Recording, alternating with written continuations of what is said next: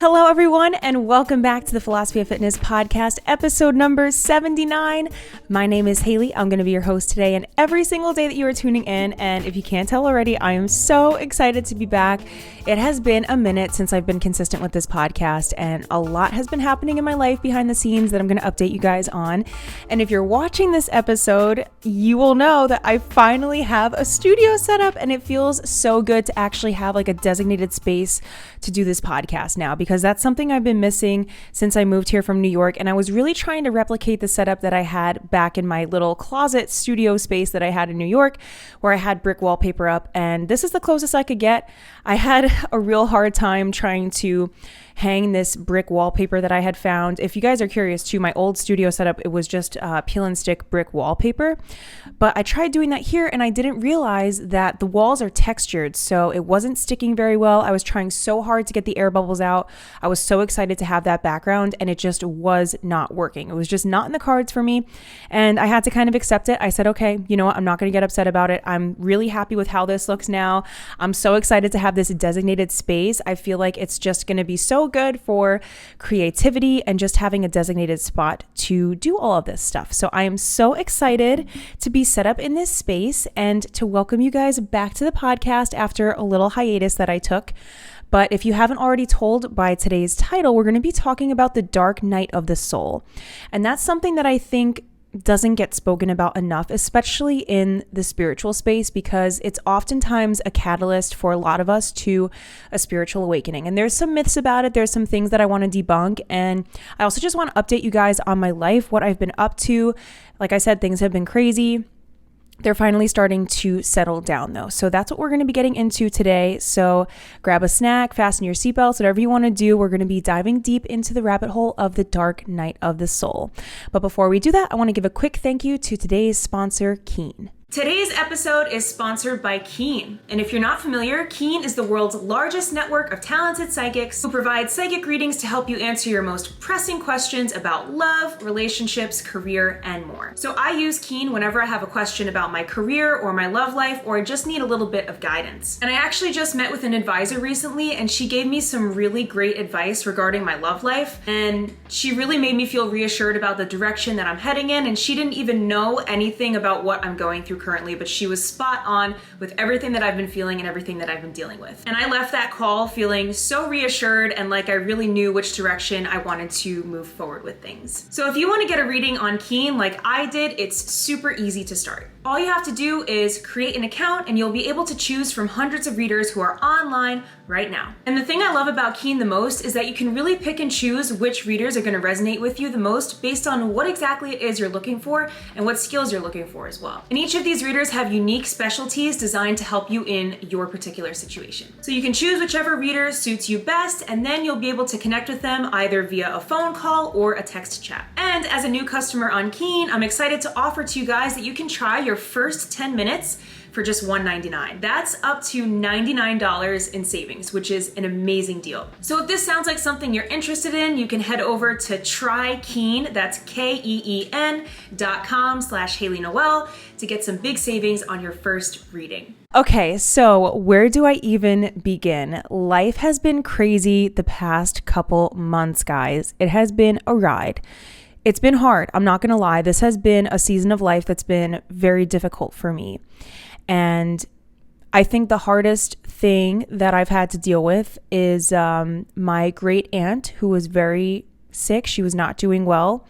I was helping my mom take care of her in the end stages of her life. And that was something that was really, really hard on me. And also just an eye-opening experience, taking care of a loved one in that way. Someone who can't take care of themselves anymore. You know, it was really sad and it was hard on all of us, but luckily the whole family was able to be here with her during that time. And it was stressful, but it was also a time period that made me reflect more. I don't know how to explain it. If anyone else has been in a position of like a caretaker role, it kind of forces you to mature, yes, but also like reflect on life and the meaning of life itself, especially seeing someone who's exiting this life, right, and going on to the afterlife. It really does make you question, okay, what is this all about? why are we doing the things we're doing? And I feel like this period in time in particular for me was another dark night of the soul, because it was another period in my life where I had reached that low of like, okay, what is the meaning of this all? What now? And there was a period in time back in 2019 when I first had my spiritual awakening that I had always considered to be my first dark night of the soul. And that's something I want to get into later, is that there can be multiple periods in your life where you experience that.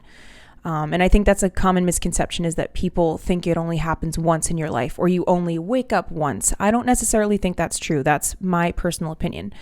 But I do want to share something interesting about my experience with my great aunt from a spiritual side of things, because I don't know if anyone else out there has experienced something like this, but ever since that has occurred, and even around the time that it was occurring, her passing, I've felt more intuitively tapped into things, specifically, how do I say this? Specifically with people in my family that have passed. So I'll share this experience because I also just want to document it for myself to look back on. So the night before she passed, my mom and I were taking turns with, giving her medicine. Every 3 hours she had to have it. So I gave her that. And then a few hours after that, that was about 12:30 that I gave her that dose. And then I just really couldn't fall asleep. And I was, obviously really not feeling great mentally because of everything that was going on. And I was sitting there in bed. It was probably around like 1:30, 2 o'clock. And I have my guitar next to my bed. And all of a sudden, I'm laying in bed and I hear just like a very faint, like one string, like ever so faintly being plucked at a time, really faint. And I'm like, that's strange. But maybe I'm just hearing things. Maybe it's just, whatever. And so I kind of decided, all right, I'm going to try to lay back down again. And then I kept hearing it and I heard it more. And it wasn't like someone was aggressively playing my guitar, but my guitar was playing itself like ever so slightly, one string at a time. And as that was happening, like a full-on visceral whoosh, like the image of my grandpa Jerry, who I've never met in my life. He's like a great grandfather, okay? Died years before I was born. The image of him came to my mind so strongly, so clearly, I could not shake it. I could not get his image out of my head. And I don't know if anyone else out there listening to this has had this kind of experience of like something coming to you like that. I wasn't scared in the moment, but I did say, I just couldn't shake that he was there with me. I felt that he was there with me, and I said, go to my Aunt Jean. I don't need you here. And as soon as I said that, I kind of said it out loud softly to myself. I was like, go to my Aunt Jean. I don't need you here. Once I said that, the guitar playing stopped, and that following morning was when she passed. So it was really crazy, and there's no doubt in my mind that he was there to visit me. And even after she passed, in the days afterwards, I could feel her presence. And I know it sounds crazy maybe to somebody who hasn't really experienced that before, but I've had visitation dreams about relatives that have passed on. And I was explaining this to a friend. It feels like just someone is wrapping you in a blanket of unconditional love. It feels like the most intense, pure, beautiful, loving energy that you've ever felt in your entire life, beyond anything we've ever experienced here in this earthly plane. That's how I try to equate it to people. And it's so hard to put these experiences into words because they are so unusual. But that's truly how it felt for me, like just pure love. That's the only way I can describe it. And all of my experiences that I've had with those encounters with passed on relatives has been pure unconditional love. If you guys want me to do a separate podcast on that whole side of things, let me know, because I'd love to explore that rabbit hole. Or if anyone out there knows how to maybe help me tune into that side of things, I'm a little bit afraid to fully open myself up to it because I've only experienced that loving energy side of things. And I know that there could be something there potentially for me to explore a little bit more, but it also does scare me a little bit. But I will say, in my experience of all of this, it has certainly served as like another awakening for me and another sort of hard reset on everything. Like everything came to a pause. Everything stopped in that process of helping take care of her. Like there was no time, there was no mental energy to even think about anything else, because that was what I was devoting all my energy to, was making sure she was okay. So that's kind of what inspired me to talk about this today. And I wanted to explain also why I've been kind of absent on social media as of late. I mean, I'm starting to get back into it now, but that was what I was dealing with. And it's as sad as it is, I'm grateful for the experience, and I'm honored to have been there for her in that time, and to be there, to be there. So that's what we're going to be talking about today, is the dark night of the soul. Not so much the spiritual side of things of connecting with passed on relatives, but I would love to talk about that. So again, if you want to hear about that, let me know. But anyways, we are going to dive into it now. So you might be wondering you're like, Haley, what are you talking about? Dark night of the soul? I've never even heard this phrase before. Some of you may not even have ever heard this phrase before. So I'm going to enlighten you today. I'm going to kind of tell you about it, maybe teach you something you've never learned about before. So in general, the phrase the dark night of the soul is often used to informally describe an extremely difficult and painful period in one's life. And that can be any kind of experience. It could be a breakup. It could be the death of a loved one, like it was for me. It could be a diagnosis of a life-threatening illness, anything that kind of just shakes you out of the mundane routine of everyday life and sort of forces you to reevaluate things. And that definition is from the Psychiatric Times, if anyone's wondering. So something else that I found when I was researching this topic is that Eckhart Tolle talks extensively about the dark night of the soul. And if you guys aren't familiar, Eckhart Tolle is probably one of my favorite authors. The Power of Now, A New Earth is a great, great book. If you ever get a chance to read it, I would highly recommend it. That is like one of the biggest books that's changed my life. Brilliant man, brilliant mind. I really can't rave about him enough. And I love his sort of philosophical approach to spirituality and what he kind of, teaches, and his whole message is really valuable. So if you've never heard of Eckhart Tolle, after you listen to this podcast, go research it, go find The Power of Now or A New Earth, because those two books will change your life. So this is actually what he had to say about the dark night of the soul. And this kind of builds upon the definition that I had previously shared with you. So he says that it is a term used to describe what one could call a collapse of a perceived meaning in life, an eruption into your life of a deep sense of meaninglessness. The inner state in some cases is very close to what is conventionally called depression. And nothing makes sense anymore. There's no purpose to anything. Sometimes it's triggered by an external event, some disaster perhaps, or on an external level. The death of someone close to you could trigger it. Or you had built up in your life and given it meaning, and that meaning that you had given your life, your activities, your achievements, where you're going, what's considered important, and the meaning that you had given your life for some reason collapses. So again, Eckhart Tolle does extensively talk about how he has in his own life experienced this dark night of the soul. And anyone who's gone through an awakening, I would say, I don't want to make a general blanket statement, but I would say most people who have gone through some sort of spiritual awakening have gotten to that low place of that dark night of the soul in order for them to reevaluate what needs to happen and to awaken to their potential and their purpose and their truth. Oftentimes, that level of an awakening will not just come about from going through everyday life, going through the motions and kind of just la-di-da, letting life pass you by. Something usually has to shake you out of your routine so fiercely that you have no choice but to reevaluate and to go inward and to gain that introspection to figure out where it is that you need to go and what your calling is, if that makes sense. So he also says that it's a kind of a rebirth. The dark night of the soul is a kind of a death that you die. And what dies is the egoic sense of self. Of course, death is always painful, but nothing real has actually died there, only an illusory identity. Now, it is probably the case that some people who have gone through this transformation realize that they had to go through that, like I said, in order to bring about a spiritual awakening. Often it is part of the awakening process and the death of the old self and the birth of the true self. So that is right on the money there, right? It's like when you go through that process, like I said, the old version of you is dying. Old version is dead and gone. And so in that, yes, you're losing who you used to be. You're losing what you thought was the meaning of your life. You're losing what you thought everything was in exchange for this beautiful rebirth process where you then start to find out who exactly you are and where you're trying to go.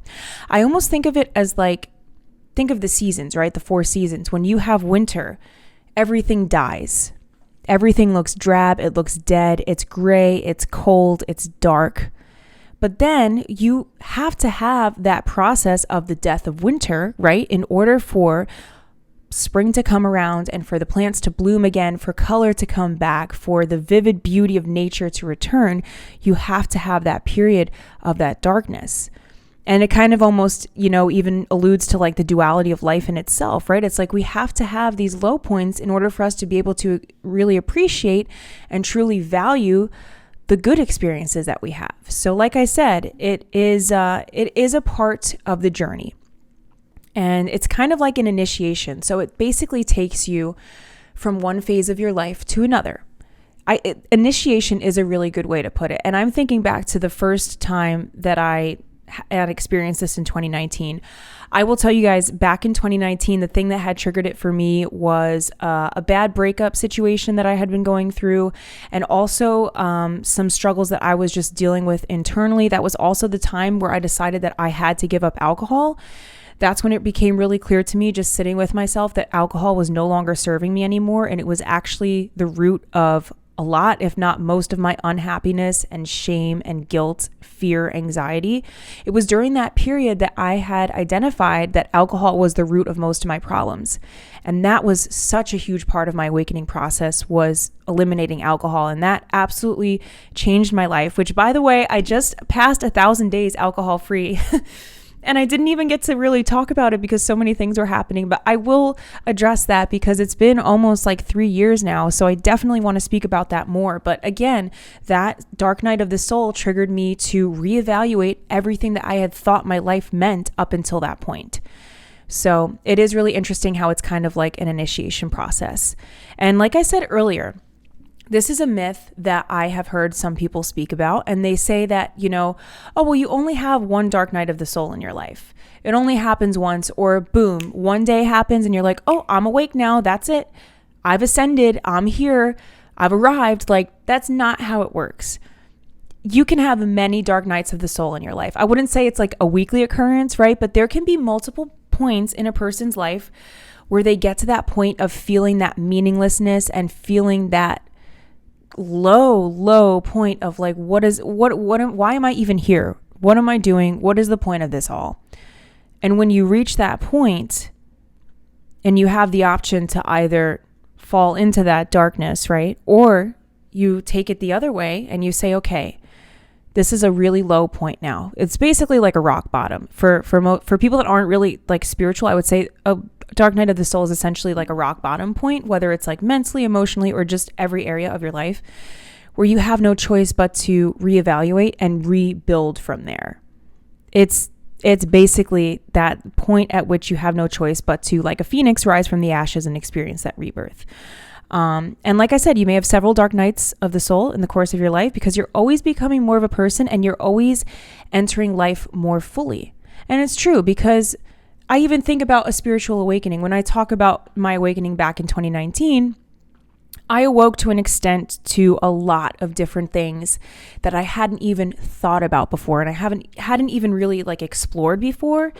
And this period of life now, where I almost feel like it was another dark night of the soul, has led me to reawaken and even build upon some of the things that I had woken up to back then. So again, it's not just like it's reserved for one specific point in your life. And it can happen a few times, and it can be really painful. It can suck. I'm going to tell you right now. The other thing too, a lot of people in the spiritual space kind of make it seem like it's all rainbows, it's all positivity, it's all manifesting, ascending, raising your vibration, and just feeling good all the time. That is not true. I will be the first person to tell you, if anyone out there on the internet is telling you life after a spiritual awakening is pure bliss, it is perfect. Like, that's a straight up lie, okay? Anyone who's trying to sell you that idea is selling you lies, and they're selling you toxic positivity, because that's not true. That is delusional. It's closing you off to, like I said, the duality of life and the experience of life itself. We have the shadow and we have the light. It's integrating both of them and learning how to accept the shadow so that you can fully appreciate the light. It's not all sunshine and rainbows, like I said. And, when you have an awakening like this, I think it makes you more more agreeable and amenable to the waves of life so that you're better equipped to handle some of those darker moments or some of those challenging times in your life and understand that it's a part of the process. Like I said, the past few months for me were really hard. Honestly, probably the most stressful time in my entire life. Like, without a doubt, the most stressful time. And also because Hurricane Ian just hit, but we were fine. That's a whole nother rabbit hole. But that was a really stressful situation too. And it was just like, whoa, this is insane. But I feel like if this had happened to me a few years ago or like before my awakening process, I feel like I would not be as well equipped to handle it, A. And B, I do think it also still would have triggered my awakening. I think it's all a part of the journey and it's all a part of the process. And I think in some sense, it maybe took this shaking, right? This stop on everything to get me to focus back on what it is that I'm on this planet to do and to ponder that. And that's still something that I ponder. It's still something that I obviously don't have a full answer to, but that's a part of the human experience too, is just trying to figure out what the hell we're doing here. So that's just something to think about. And this is something else that Eckhart Tolle said that I just want to share here. So this is what he says. Think about it. You wouldn't be compelled to imagine a perfected life unless you were steeped in its imperfection. The emptiness of the dark night transforms into the no place of a wonderful world. If you don't feel the hopelessness of a dark night, you will probably float through life identifying unconsciously with the values and expectations of the culture. Ooh, that's powerful. You won't know that there is something wrong, something that calls for a response from you. Personally, you may not feel your being. You may eventually decide that you're a nobody, for you become a somebody by identifying with the world outside you. Self-realization is not a private psychological achievement managed by a strong will and a hygienic attitude. A strong sense of self emerges when you own and activate the awareness that you are your world. A mystical sensibility and social action go together. Through an essential shift in imagination, you realize that you are not the one suffering. The world is. This is why I'm saying, my friends, go check out Eckhart Tolle, because this is exactly what I'm saying, is people that are asleep versus people that are awake, right? It's like if you don't have something that shakes you out of the sleep, of the mundane, of the routine, of the structures that society have put in place, of hustle for this and work for this, and this is what your life path is going to be, and this is what you do. It's just because it's the norm. It's what everybody does. You just follow along the path, and before you know it, you're like, who am I? Who the heck am I? Like, what am I doing? And that's why oftentimes it takes something very painful and almost traumatic even, or very jarring, to shake you out of that sleep state of existing and just going with the norm of society, going with what everyone else is doing just because that's the way it is. Think about your life right now. Think about how many things you do in your day-to-day life. Ask yourself, well, why do I do this? Well, because everybody does. Well, why does everybody do it? I don't know. That's how this awakening process starts. At least that's how it started for me, of like, okay, well, why does everybody say that, we have to show up in this way? Why does everybody say that we have to hustle super hard and be miserable in our job for a few years so that then we can have a nest egg to enjoy for the later years of our life? Why can't we enjoy as we're earning? Why is it that we have to wait for retirement to relax and to unwind? Just kind of deconstructing a lot of things that society has normalized and put into place. I think it's so powerful. And that shift, again, I truly don't think you can try to tell someone else, to awaken, right? I could try to tell you, whoever you are watching this, like, wake up, right? But if you haven't experienced it for yourself, or if you haven't really had a moment that's taken you out of that routine, then how could you even begin to know that you're even asleep, right? Maybe the fact that you're listening to this podcast right now and me talking about this is a catalyst for you to start to question things. But so many people go through their lives without even being consciously aware of what they're doing. They kind of just are going through the motions. So many people are going through the motions. And there's nothing wrong with that. I don't want this to sound like I'm awake and you're not, and I'm better than you because I'm awake. That is not how this is at all, okay? Everybody has their own time in which they will figure out things, and there is no right or wrong time to which something like this will happen.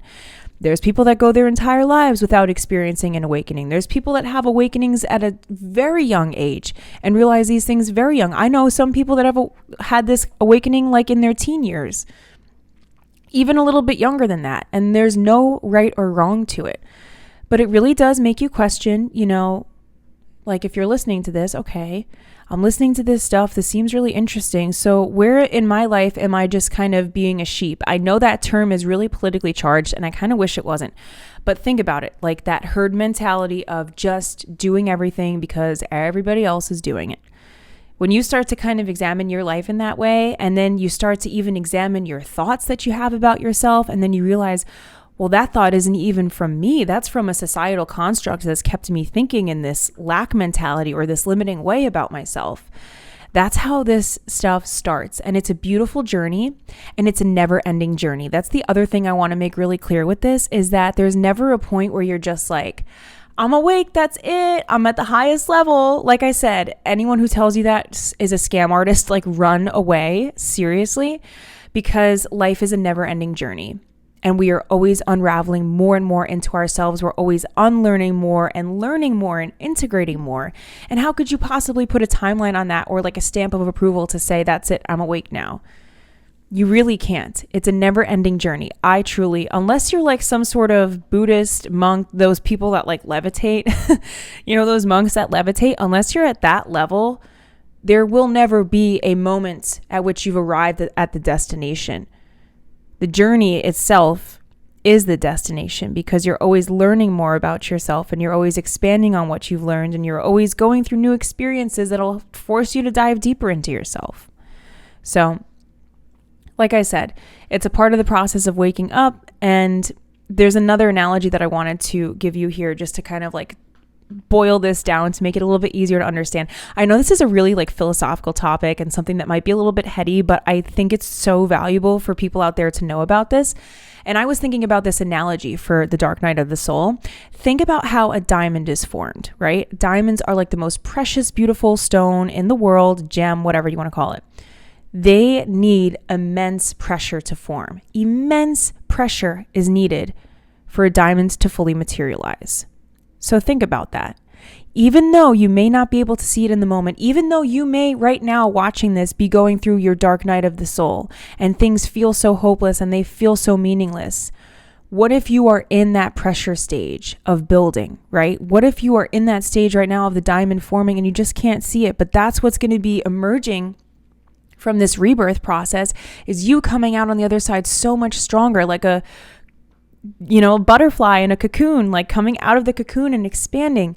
That's what I really think this journey is. And it's a part of the plan, and it leads us closer to who we're meant to be. And if you trust that process and trust that, okay, it's a part of my plan, and I'm trusting that it's going to lead me in the right place. And, you can acknowledge like things might be hard right now. Like for me, the past couple months, things sucked. Okay. Straight up, were fucking horrible. And I hated it. And I was stressed out, and I felt like I had nowhere to turn, and I felt like I didn't have support. And it was a really, really dark time. But I was like, I know this is temporary. And I know it's leading me closer to where I'm trying to be. And this is just a hard season of life right now, and I'm going to accept it. And that's something else I want to leave you with too, kind of unrelated to this, but something else that the whole experience that I had recently made me realize is also the importance of impermanence. And that's something that I didn't really fully grasp during my first dark night of the soul and my first awakening, but it's something now that I have learned to integrate a little bit more and more deeply than I previously thought, of just everything is temporary. Everything's temporary, whether it's good or bad. And that might be something that's not necessarily comforting to some of you to hear, but it's true. And there's a lot of Eastern thought that kind of alludes to this. Specifically, I think the Bhagavad Gita says something about impermanence. I remember reading that book in a college philosophy class, and I loved it. But if you think about it, everything is temporary. Like, this too shall pass. And you remind yourself of that during the hard times. This too shall pass. It sucks right now, but it's going to pass. This will not last forever. I thought that when Hurricane Ian was here, okay? It was about a Category 3 storm, I think, when it was over our house. Our house almost flooded. Thank God it didn't. But I remember standing and looking out the window, hearing the howling wind and seeing the water coming up to the house, and just trying to tell myself like this too will pass. This is temporary. It's not going to last forever. This storm is not going to be over us forever. Even though any of you in Florida know that freaking storm was here for hours. That thing would not leave. It was insane. It was so insane. I'm like, when is this shit going to stop? But I had to remind myself, I'm like, this is temporary. It's going to pass. This will pass. And that was like, honestly, like a mantra that I was just repeating to myself as I was sitting there. I was in our pantry because I was so terrified. This was my first hurricane. I wasn't sure if a tornado was going to come through because tornadoes are a part of hurricanes. And I was just sitting there and I stayed up till 3:00 in the morning just saying, this is temporary, Haley. It's temporary. It's going to pass. It's not going to last forever. And it didn't last forever. And it made me feel really so much better in that moment, knowing that it was going to be temporary. And I'll say something too, because sometimes people say, well, that's a kind of a pessimistic attitude to have for something that's good in your life. And I don't necessarily agree with that, because if you think about it, when you use the idea of this too shall pass, everything is temporary, don't you think that that would give you such a deeper sense of appreciation for the good moments that you have in your life? It's like if you have like a small, like really decadent piece of chocolate cake, and you're savoring every little bite that you get because you know that it's a really small piece and you want to make the most of it. I think that is such a powerful way to view really good experiences in your life, or real moments of just like pure joy, pure bliss. It's temporary, so be present for it. Enjoy it, savor every second of it. Like I said, it goes both ways. And yes, there will be moments that are not going to be so great, and you just have to remind yourself that those are going to pass too. But I think it's equally valuable to view that mentality of impermanence with the other side of things, of the positive side of things. And that can deepen your capacity for appreciation and gratitude, but also presence in general. And I think that that is something that's really powerful. I think presence is a superpower. I really do. If you can be fully present in every area of your life, that is powerful. But anyway, enough of me ranting about the dark night of the soul and philosophical things and all things related to this beautiful journey that we call life. I've said this before also in a couple other episodes of the podcast, where I don't know if I necessarily want to talk about the fitness side of things as much as I necessarily used to. I do still love fitness. Working out is still a huge part of my life, obviously, and it's changed my life and I love it so much. But my calling, I feel like the past year or so, I've been pulled into a direction of more of the esoteric topics and more of these kinds of, deep dives into mindset and mindfulness and exploring some of these deeper conversations. So I'm not really sure what that's going to look like in terms of branding for the podcast. I don't know if I'm going to be changing that. I don't know if I'm going to be just sticking with what I have now, but it's kind of like a growing pains thing for me of just figuring out, okay, where do I want to go? And do I want to just like limit myself to one thing? Because obviously I want to talk about it all, but I just feel like the name Philosophy of Fitness sort of has a connotation to it that it's going to be specifically things related to exercise. And that's not necessarily what I want to really focus on anymore. So I'm not really sure what that's going to look like for this, but for now, we're still going to be here, my friends. I will still be here for you, making episodes and talking about things. I want to get some more guests on. I've been out of the loop with guests too, because I didn't have a good setup. But now that I have a good setup, I'm really excited to hopefully start interviewing some more people. I have a few people in mind that I think we would have a fabulous conversation. So stay tuned for that. I'm also going to be posting more on my YouTube channel now that I have some time to focus on myself again and some of my creative endeavors. So stay on the lookout for those YouTube videos. And obviously, if you haven't subscribed already, it's free to do so. It really helps support me. If you leave a rating for this podcast on Apple Podcasts or Spotify, that also really helps as well. And I sincerely appreciate each and every single one of you that listen to these episodes and that have supported me so far. I am eternally grateful for your support, and I really am happy to have you here, and feel free to stick around, listen to some other episodes. But that is it, my friends. I am sending you so much health, wealth, success, happiness, abundance, peace, love, and joy, and I will see you next time. Bye.